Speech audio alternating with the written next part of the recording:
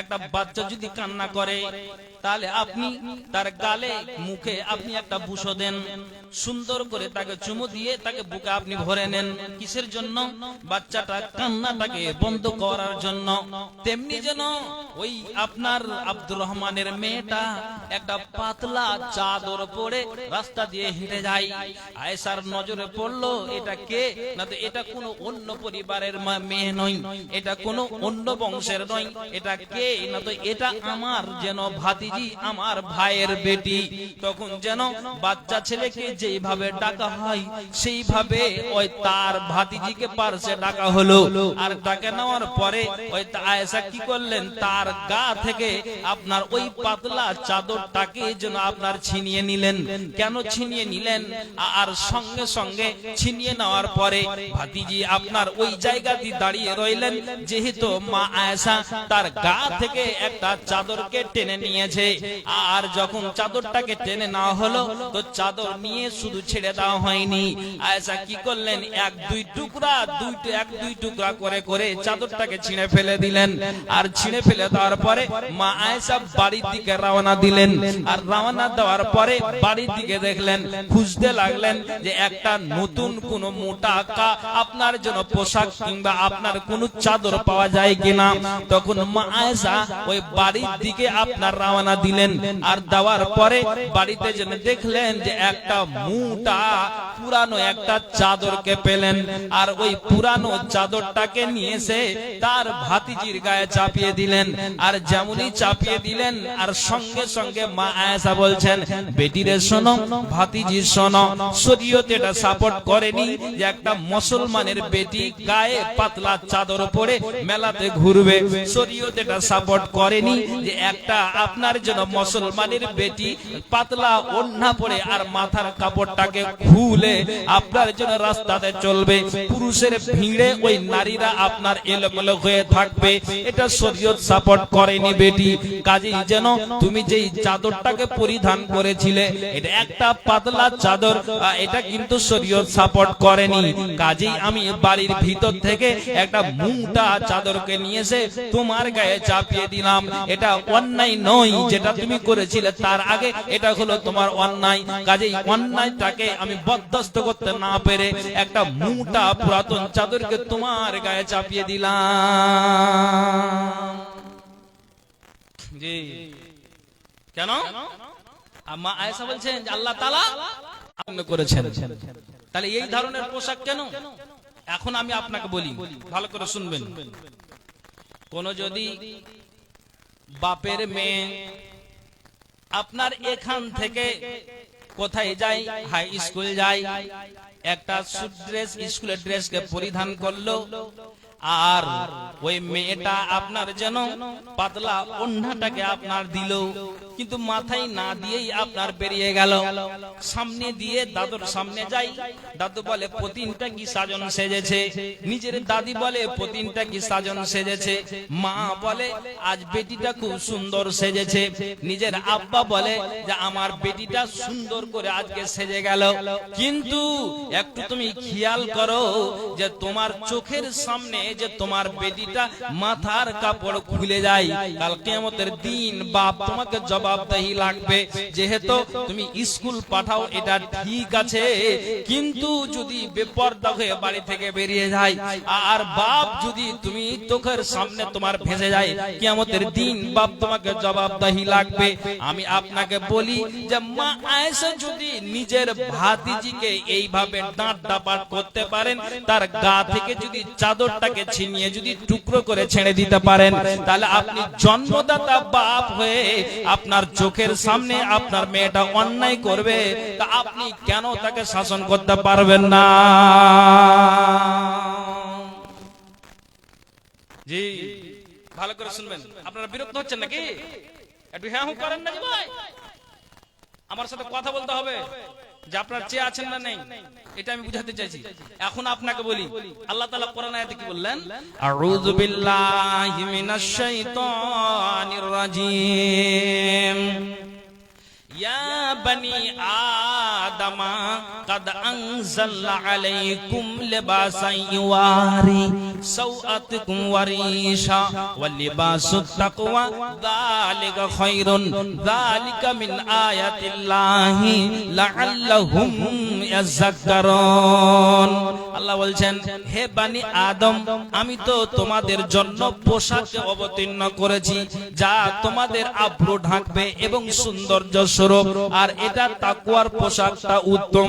এগুলো আল্লাহর আয়াত সমূহের অন্তর্ভুক্ত, লাআল্লাহুম ইয়াযাক্কারুন, যাতে তারা উপদেশ গ্রহণ করে। আল্লাহর কোরআন। বানু তামিম গোত্রের কিছু নারী মা আয়েশার কামরাতে প্রবেশ করেছে। ভালো করে শুনবেন, আমি নারীদের ব্যাপারে আলোচনা করছি। এই ফাতিমাতুজ জোহরা বানাত মাদ্রাসাকে কেন্দ্র করে কথা বলছি। যে শিক্ষা দিবেন, আপনার মেয়েকে পর্দা নাসিনা বানাবেন, আপনার বিবিকে বানাবেন, তাহলে এইরকম মাদ্রাসাতে আপনি ভর্তি করেন, নিশ্চয় একটা জ্ঞান পাবেন। আমি জেনারেল শিক্ষার বিরোধী করছি না, ওই সাথে সাথে আপনি আরবিটাকে জড়িয়ে দিন।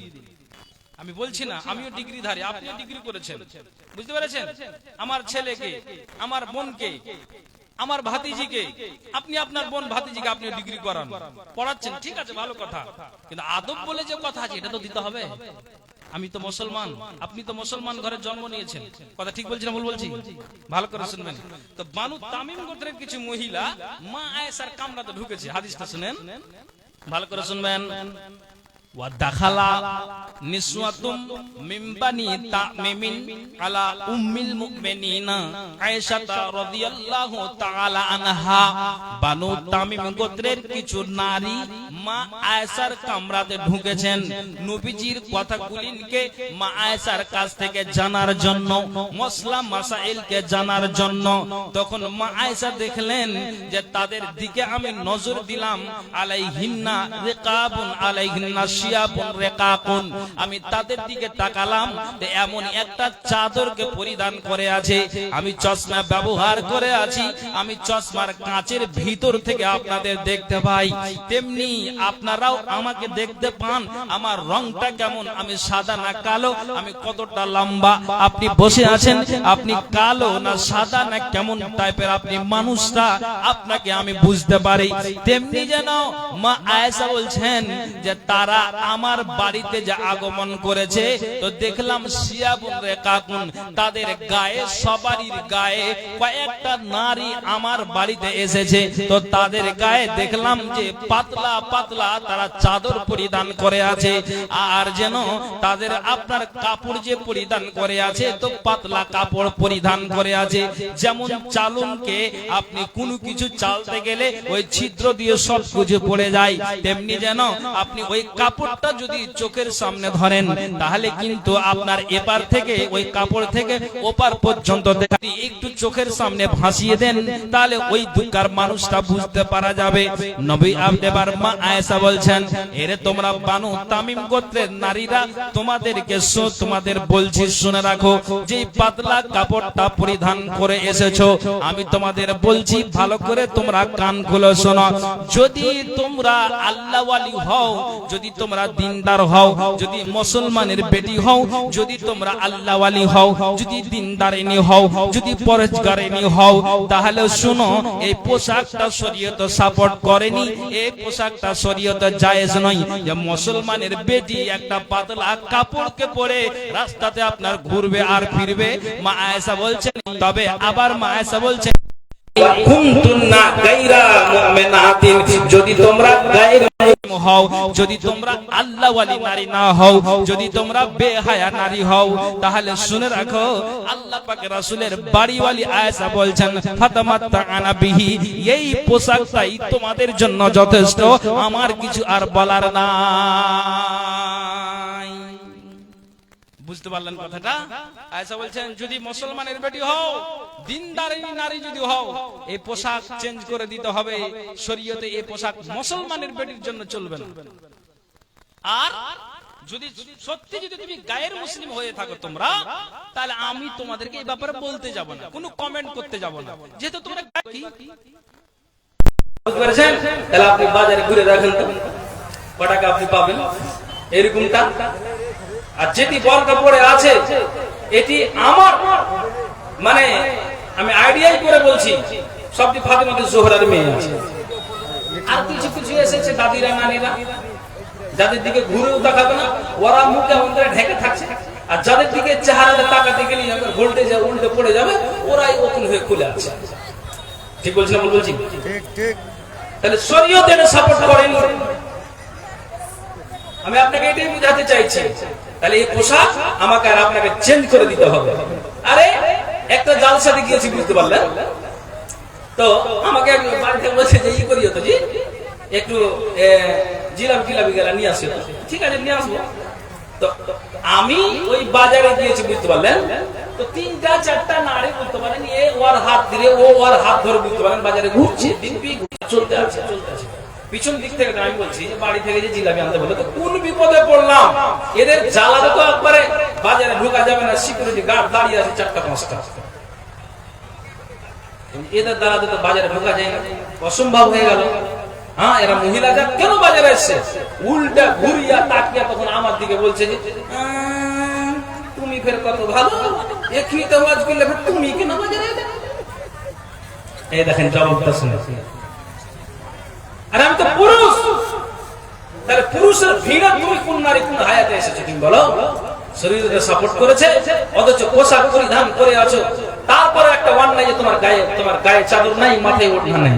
আফসোসের কথা নয়? আর আল্লাহ বলছেন তাকওয়ার পোশাকটা উত্তম। আল্লাহ বলছেন আউযু বিল্লাহি মিনাশ শাইতানির রাজিম, ইয়া বনি আদম قد انزلنا عليكم لباسا يواري سوءاتكم وريشا ولباس التقوى ذلك خير ذلك من آيات الله لعلهم يذكرون। জি, আল্লাহ তাআলা কোরআনে বলছেন। তাহলে আমাদের আপনাকে সজাগ থাকতে হবে, সাবধান থাকতে হবে। আমি আপনার ভালো করে শুনছি, যেই নারীগুলো একটা বেগানা পুরুষের সামনে তার ইজ্জতকে ওপেন করে দেয়, আমি আপনাকে খোলা কথা বলছি, যেই নারী স্বামী ছাড়া নিজের ইজ্জতকে ওপেন করে দেয়, আপনি শুনেছেন একটা হাদিস শুনিয়ে কত পর্দার ইসলাম গুরুত্ব দিয়েছেন, আমি এটা বুঝাতে চাইছি।